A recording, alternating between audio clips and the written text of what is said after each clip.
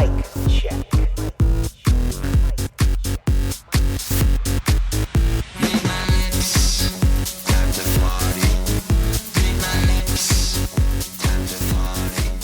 Relax.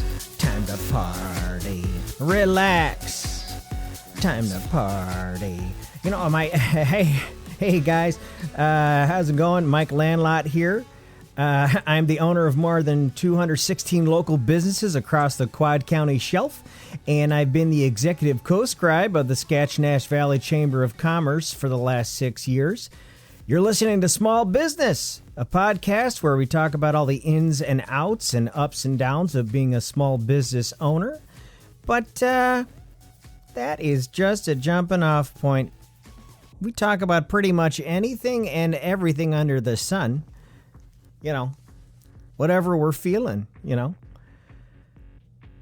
So yeah, you know, forgive me for jamming out a little bit there in the intro. I love the music that my intern found.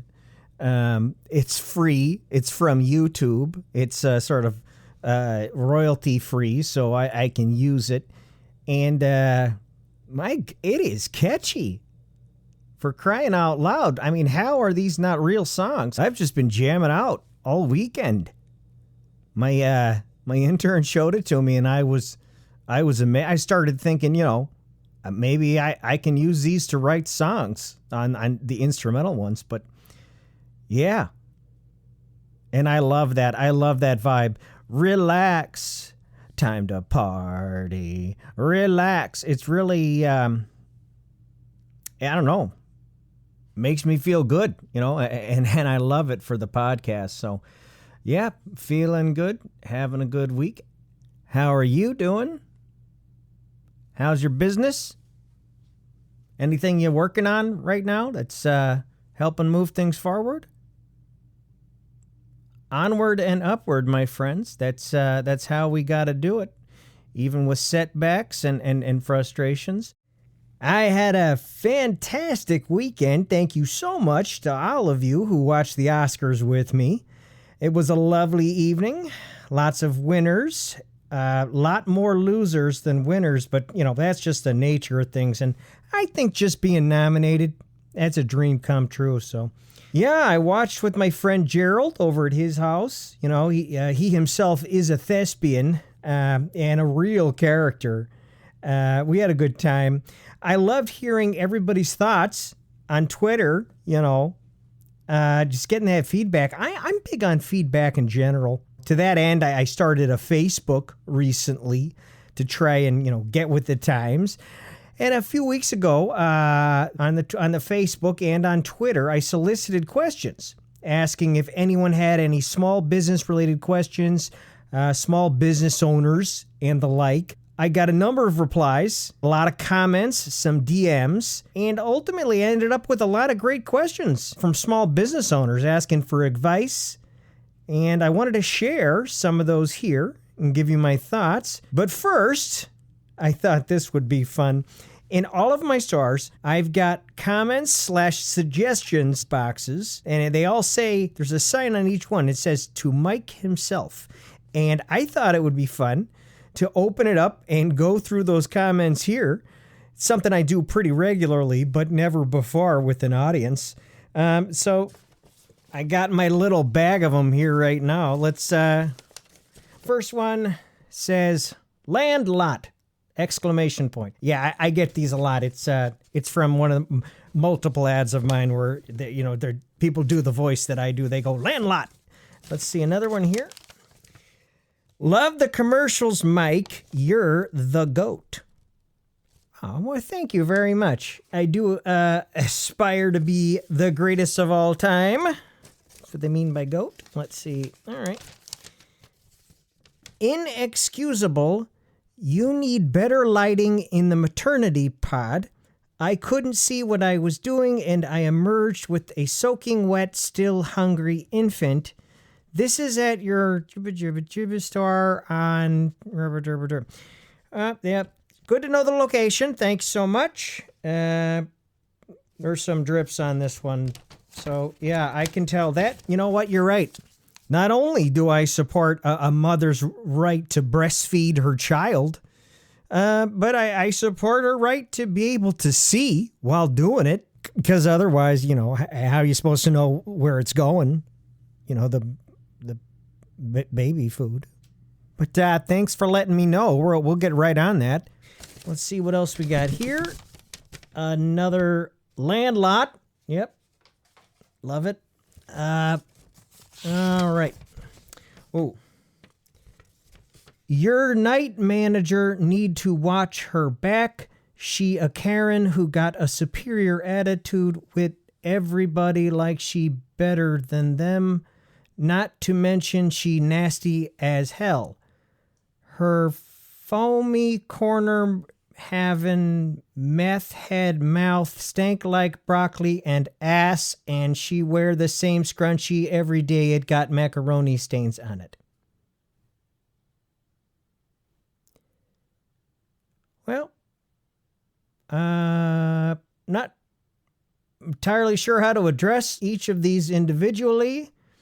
Thank you so much for bringing it to my attention, and I will follow up. Hopefully we can do something about that before it breaks bad. All right.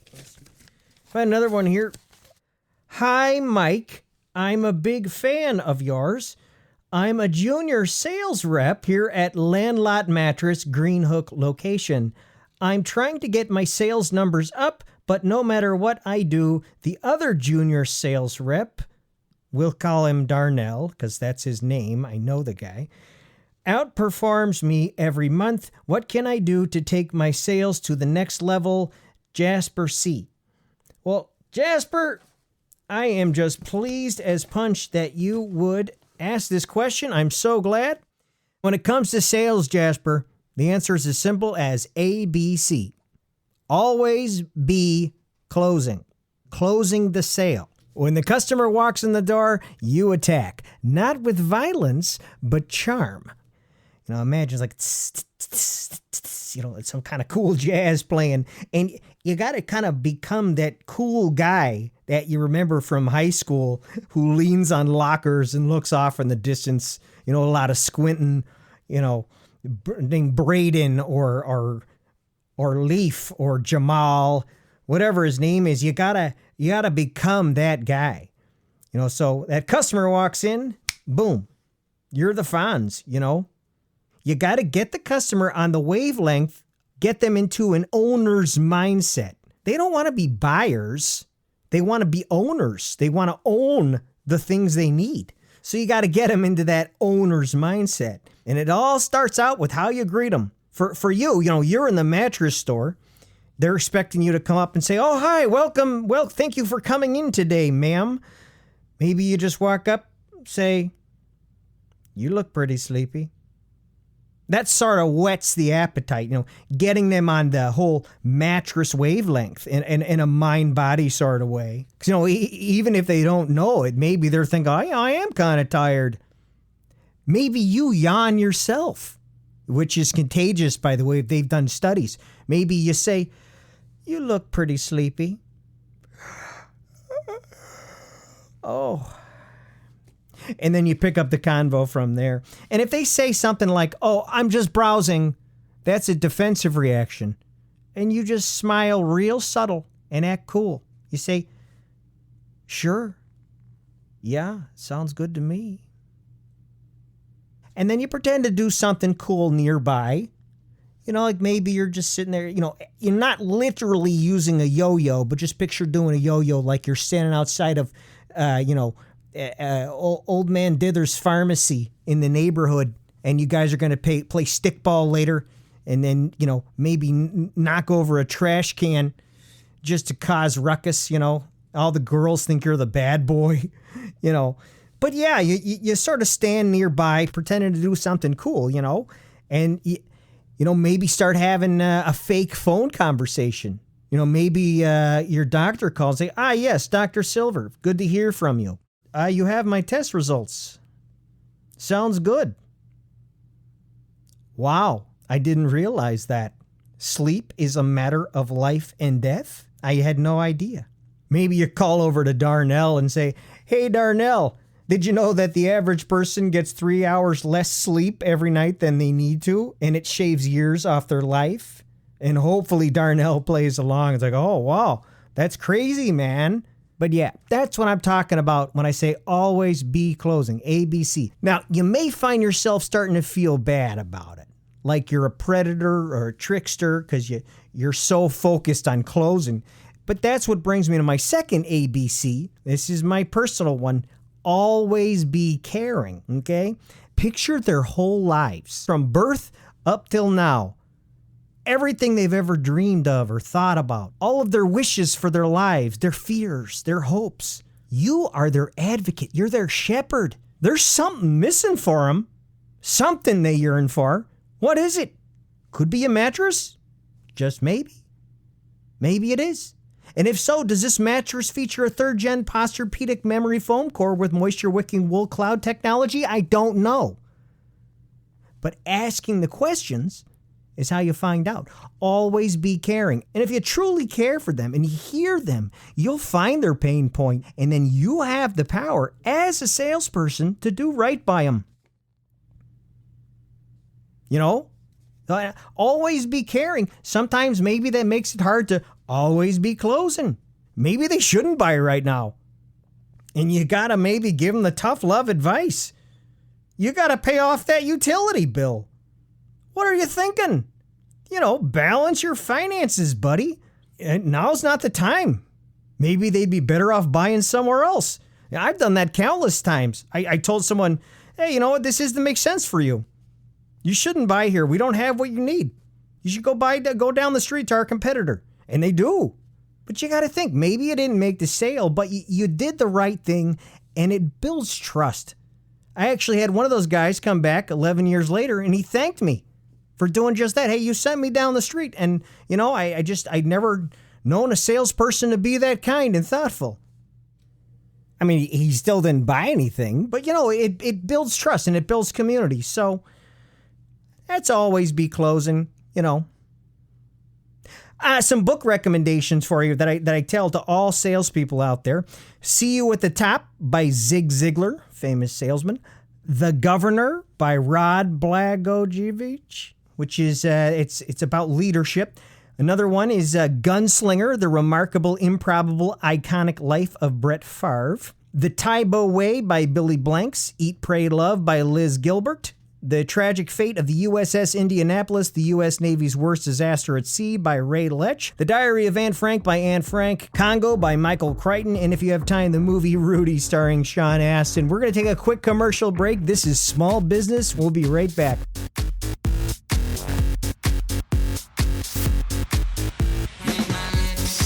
As a small business owner, I'm always on the go. That makes it hard to eat healthy. I find myself eating prepackaged meal after prepackaged meal. You know what helps me get the freshness I need? Subway. They've got sandwiches, they've got salads, they've got wraps, and I love watching the sandwich artists at work. 6-inch, foot long, they got it all. Now, I, for one, usually get a meatball sub with a nice provolone on top. Oh, melted? That's right, they heat them up for you. But then I look over and see someone else getting the tuna. People love tuna, and they use like an ice cream scoop to scoop up the tuna, and they put like little balls of mashed up tuna on there, and then they smear it on. And I'm like, oh, that's weird. They got white bread. They got wheat bread. They got the bread that has cheese baked into the bread, which I'm a Wisconsin guy. I'm a fan of that. And you know, a few years ago, they added avocado. They actually take the time to cut it up for you. It's actually the slowest part of the whole process. Sometimes if they're tired and you order avocado, they're sort of like, oh, really? You can see it in their face, but they'll never say it out loud. There's no question that it's healthy for you. I mean, we all know how the whole Jared Fogle thing ended, so we probably shouldn't even talk about it. One time I went in and said, can I get a 12-inch ham and cheese on white? And then the lady said, what kind of sandwich? And I was like, ham and cheese. She was like 6-inch or foot long. And I was like, foot long. She said, what type of bread? And I was like, white. And I was thinking, why did I bother saying what I wanted the first time? But it's not usually like that. The bathrooms are pretty great. Most fast food franchises have already chosen a side, Coke or Pepsi, you know. But Subway, it's all over the map. It's whatever the franchisees decided. So I never know what kind of cola I'm going to get when I walk in. That'll keep you on your toes. I mean, I notice the effects. I can feel it when I eat Subway on a regular basis. My body starts getting accustomed to fresh foods. I feel more active. I can totally get where Jared Fogle was coming from. You can't argue with the health benefits that he got from it. Before we found out he was a monster and went to prison, whatever that was. I don't even want to think about that. I don't know why I keep bringing it up. Add chips. Add a drink. Are you going to get a cookie? I don't know. It's a personal decision. Have you tried the foot-long cookie? It is ridiculous. It's a cookie, but it's a foot long. You start eating and you get about a third of the way in and you're like, I should stop. But you're looking at it and you're thinking, I should only be a third done. But you're not. You feel sick. Subway is the great equalizer. You ever been on a road trip and you're trying to find somewhere for everyone to eat and everyone's like arguing, oh, come on, I want to stop at that Taco Bell Pizza Hut combo. And other people are like, no, it's not good. They do both things badly. And someone else is like, oh, I heard there's a good vegan cafe in that town. And everyone's like, that's 15 miles off the highway. And nobody can agree. And then someone's like, well, there is a Subway. And everyone's like, okay, fine. Subway it is. Subway, your underground railroad to fresh. Full disclosure, that was not a real ad. That was just me auditioning for the testimonial type of ad they do on podcasts. Just trying to show advertisers what it is I can do. But let's jump right into listener questions. All right. First and foremost, I wanted to address the 800-pound elephant in the elevator here. The feedback I've gotten about the name of the podcast. Yes, it says Small Busness. And funny story, I have an autocorrect problem where for some reason, my phone and my computer keep changing business to busness. And when I sent off the art and the art specs to Pam to do everything for the podcast, she took me literally and she put up busness, which, bless her heart, that's some attention to detail that she didn't accidentally read it as business and write that. So at first I was feeling pretty silly, but then someone pointed out to me that could be great branding. You're not going to find another podcast out there called Small Busness. And so we let it stick. And it would be too much of a pain to go back and replace everything anyway. So Small Busness it is, but we're going to pronounce it business. All right, on to the other questions. Again, these are from Twitter and Facebook. Alyssa B says, hey, Mike, what is your sage wisdom on dog walking? I'm looking to expand and find more dogs. Always more dogs. Okay. Well, I love your enthusiasm as a dog walker, and I love the fact that you're looking to grow your business. We all need more customers, right? And your customers are dogs. That means you're going to dog parks. As you probably have noticed, dogs do not respond as well to traditional marketing as human beings do, which is why I recommend going to a dog park with meat in your shoes. Okay, bear with me. You're going to attract dogs. I mean, there's no question about it. They're going to be following around. They're going to be sniffing your feet. And you'll seem like some sort of, Ace Ventura of dogs. And, people come over and say, wow, my dog is in love with you. What's going on? And you can strike up convos with the owners about, yeah, this happens to me everywhere I go. Dogs love me. Oh, and it just so happens I have a dog walking business. Here's my card. So that's one little tidbit for you. Now, if you're looking for explosive growth, you're going to need to be a little bit more aggressive. You want to get the community on your side. You want them rooting for you. You want them going out of their way to choose you over other dog walkers. And now this is unorthodox and probably deceitful. I don't know if this works in your ethics, but you're going to want to create a villain character. Maybe it's an older woman with a scowly looking face that you can find on Google Images. Basically, you create accounts on Yelp and Nextdoor pretending to be this lady and have her start posting these really nasty 0-star angry reviews where they're calling for the whole community to boycott you.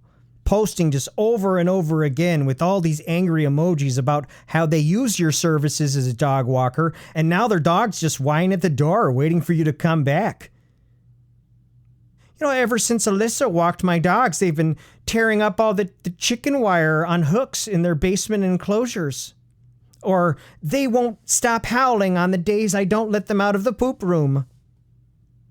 Leave people wondering, what's a poop room? What kind of person are you? And or you could say something like, when they got back from their walk, some of them had bandages on their paws because she claims their paws were infected. They're dogs. They naturally get sore paws that are covered in sores and pus, and they just lick the wounds to heal. That's natural. Like I don't know how to take care of my own dogs. How dare she put bandages on them?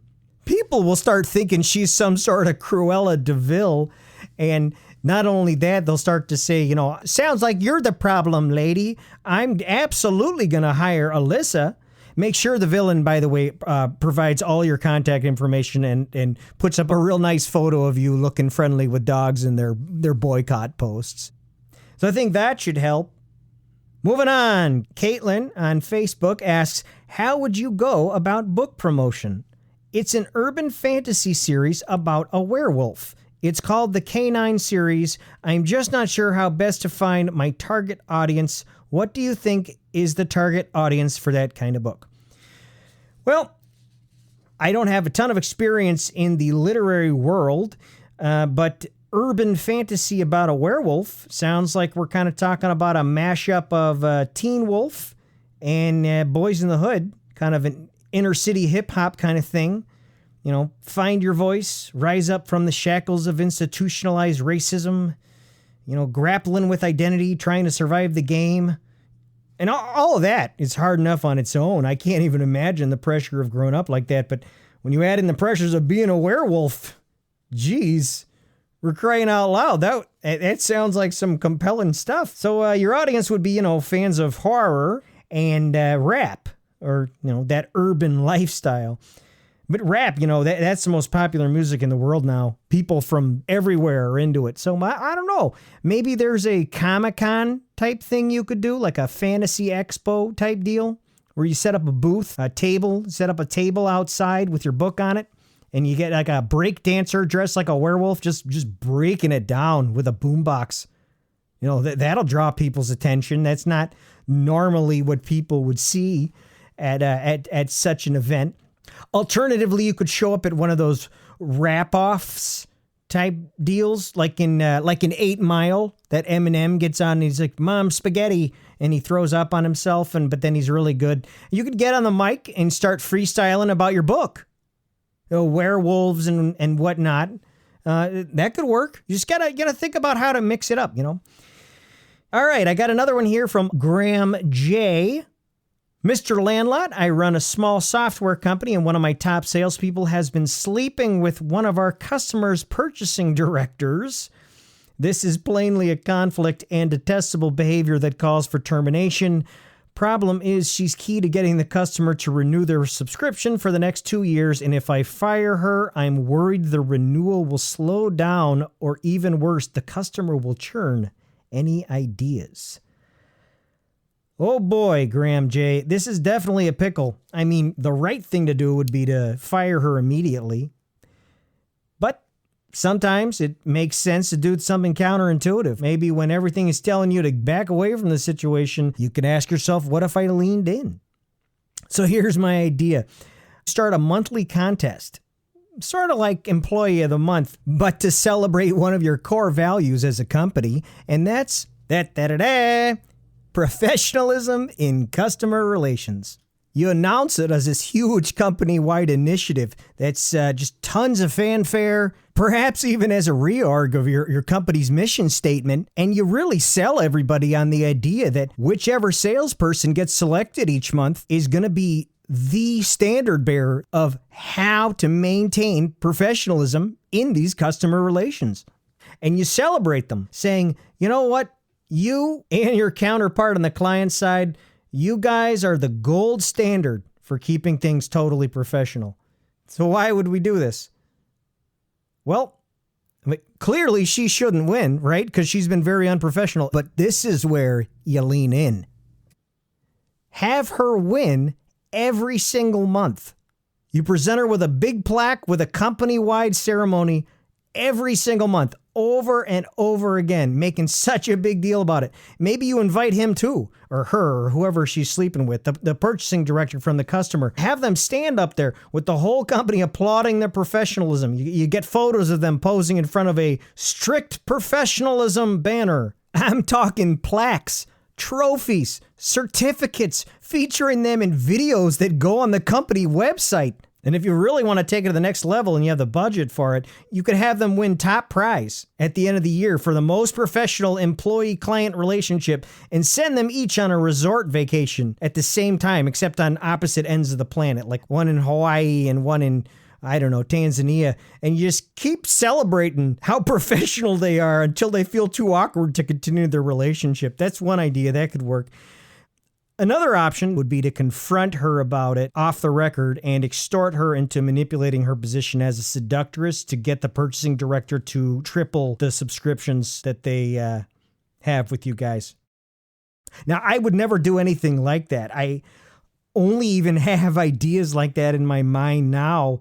I've been incepted with these ideas from my marriage, because that's something my ex-wife would have thought of. It's sort of how her mind works. She was very creative in a sort of dark way. And, in order to anticipate her moves and survive the marriage, I had to learn to think like a villain. So we're gonna jump to a commercial break real quick, and we'll be right back. Thanks, guys. This is Small Business with Mike Landlot.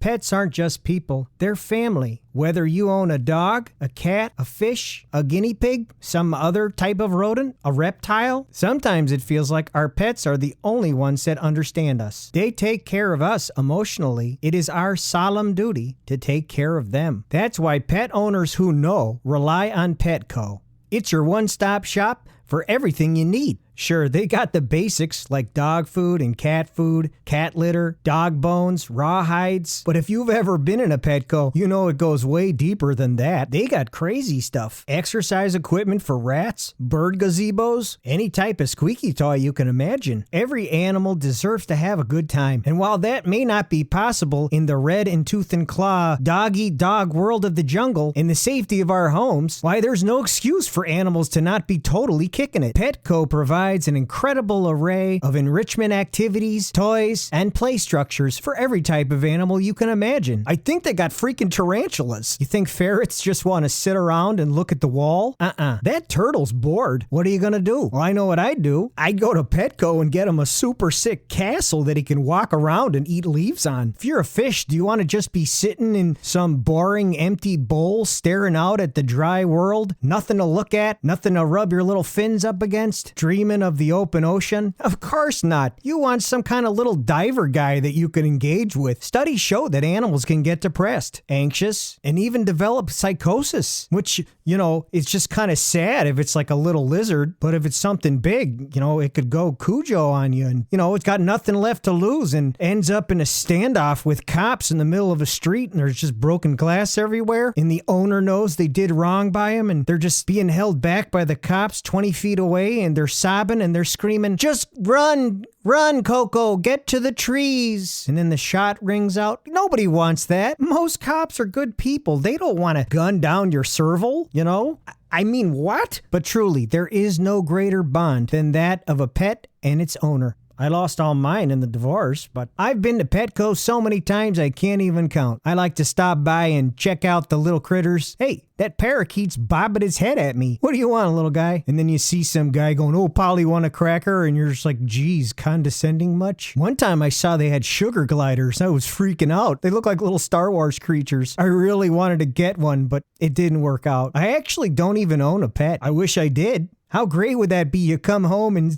some friendly pooch or just totally aloof cat greets or doesn't greet you at the door. But, my life's kind of complicated. I can't really commit right now to an animal, but I think about it a lot. And boy, if I did, I'd go to Petco even more than I already do. Even if it was something stupid like a gerbil, I'd give it the coolest crazy tunnel complex. People would come over and say, oh, there's Mike. There's the crazy gerbil guy. He's drilled into the drywall and created a crazy network of tunnels going throughout his whole house into the attic. You know, there's probably some rats up there that see the gerbil and just... It's like, oh, you lucky duck. Speaking of ducks, that'd be fun. I'd adopt a duck. And the staff is very caring and attentive. I took my niece to get a guinea pig when I was up north visiting, and they had her do this whole pledge where she had to hold up her hand and promise to be a good guinea pig mom. Oh gosh, it was so cute. I mean, ultimately, she didn't really do a good job. She was pretty negligent. You know, I'd come and visit. You get there and the cage is just disgusting, and my sister's really overwhelmed, so I can't really fault her, and I can't fault my niece really. She's pretty young. So, every time I go, first thing I do is I clean up all the animal stuff. And Petco's got great deals, not to mention a pharmacy. Maybe your dog needs Prozac. I bet they got it. And I don't think veterinarians are as tight-fisted with their prescriptions as regular psychiatrists, so you could pretty much get them whatever you want. Probably. I don't know. They have obedience classes. I think only for dogs. Although that'd be pretty funny to bring like some sort of salamander to obedience training. Stop hopping. And it's like, no, ribbit, get away. Do what I want. Water, land, I don't give an F. I'm an amphibian, friend. Maybe I'll get a fish. That'd be pretty cool. Gosh, there's so many options. But for now, I pretty much just go there and daydream about being a pet owner. I always wanted to have kids too, but it's not like you can go sit at a playground as a grown man and daydream about having one of those children. But Petco couldn't care less how much I look at their animals. It's totally acceptable creepiness. The employees do it too. They creep all over the animals. You'd think the place would be freaking disgusting, but Petco, it's immaculate. It's nuts. It's cleaner than most of my friends' houses. And you have such wonderfully warm-hearted people working there. I really can't say enough good things about Petco. And they don't do any of that puppy mill stuff. It's all, every breed is pure mutt. Like, they find animals like under bridges and they're like, hey, you've had a rough go. Why don't you come live in this little display case until someone takes you home and treats you right? I gotta get a pet. My wife kept all the animals in the divorce, so that's where they all went. Petco. Life on pause. Once again, that was not a real commercial, just old Mike trying to see if he can't lure in some advertisers so I can do some testimonial type commercials. Anywho, let's do a couple more questions. Again, these are from Twitter and Facebook. If you want to be friends with me on Twitter, just hit me up at Why Not Landlot, and we can talk turkey. All right, let's dive back in. Sarah W. writes, if you were an outreach librarian and you were trying to represent the library in unexpected places for outreach, where would you go? Thank you so much, Sarah W. Pub crawl, casinos, monster truck rally. This is just sort of a list that I pulled together. Strip clubs, boxing gyms, a random cornfield, a Barnes & Noble, because they got all the books already there. Inside a church. They won't be expecting the library thing there. The Apple Store. A tourist boat that does day cruises. No one's going to expect you to show up there. On the beach, like with those people who go around, in Los Angeles saying, mango, mango. You could be like, library card. Come get one. That's just sort of off the cuff. All right, I think I got time for one more. All right, let me see if I have any new ones here. Just check. I got one more DM here on Twitter. All right. Hey, Mike, it's Cynthia Jorgensen. Do you remember me from James K. Polk? Oh, Cindy J. Oh, my gosh. Great to see you doing so well. It took me a while to recognize you. I knew you as Mike blank. Why did you change your name to Landlot? Oh, wow. Well, that is a story for another day, Cynthia. Great to hear from you, though. I am out of time, but I have really enjoyed this. Let's keep this conversation going. Sticking together as small business owners. You can hit me up on Twitter, X, whatever the the secret name it's got now. I'm on there all the time on X talking to business leaders there, just at mentioning business leaders. You can follow me there at Why Not Landlord, or befriend me on Facebook, facebook.com/Mike.landlord. Send me your questions, your thoughts about small business or life or whatever you want. This has been Small Business with Mike Landlord. That's me. Be safe out there, everyone. And as always, think global, dream local, and watch out for deer.